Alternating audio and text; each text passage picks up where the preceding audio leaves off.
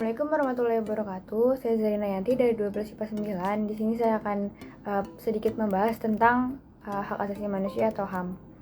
Jadi, hak asasi manusia atau HAM ini merupakan hak dasar atau hak pokok yang telah dianugerahi oleh Tuhan Yang Maha Esa atau bawaan sejak lahir. Jadi, orang lain tidak bisa atau tidak punya hak untuk melanggarnya.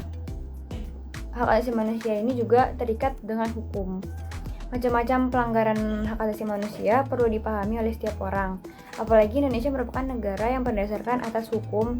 Salah satu unsur yang dimiliki oleh negara hukum adalah memenuhi hak-hak dasar warga berupa perlindungan hak asasi manusia atau HAM. Hak asasi manusia di Indonesia ini telah diatur secara tegas pada konstitusi negara yang selanjutnya diatur dalam UU nomor 39 tahun 1999. Meski telah ada peraturan perundang-undangan tentang HAM, masih banyak persoalan pelanggaran HAM yang masih terjadi. Macam-macam pelanggaran HAM ini perlu benar-benar dipahami oleh setiap warga negara, setiap orang, apalagi memiliki tujuan yang sangat berkaitan dengan kedamaian hidup orang lain. Untuk itulah dibentuk instrumen pokok dalam mewujudkan pemenuhan HAM seperti kekuasaan kehakiman dan badan-badan lain yang merdeka untuk menyelenggarakan peradilan. HAM ini bersifat universal, jadi setiap manusia berlaku mulai dari berbagai ras, suku, etnik, agama, dan kedudukan. PBB telah mengadakan konferensi dan perjanjian-perjanjian internasional di berbagai negara untuk menjamin negara tersebut melindungi HAM atau hak asasi manusia setiap rakyatnya.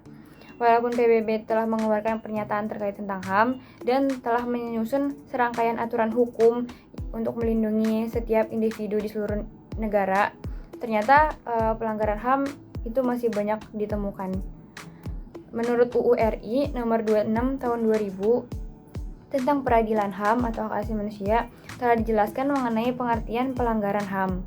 Jadi pelanggaran HAM adalah setiap perbuatan seseorang atau sekelompok orang termasuk aparat negara, baik yang disengaja ataupun kelalaian, yang secara hukum mengurangi, menghalangi, membatasi atau mencabut HAM seseorang atau kelompok orang yang dijamin oleh UU, dan tidak didapatkan atau dikhawatirkan tidak akan memperoleh penyelesaian hukum yang adil dan benar berdasarkan mekanisme hukum yang berlaku.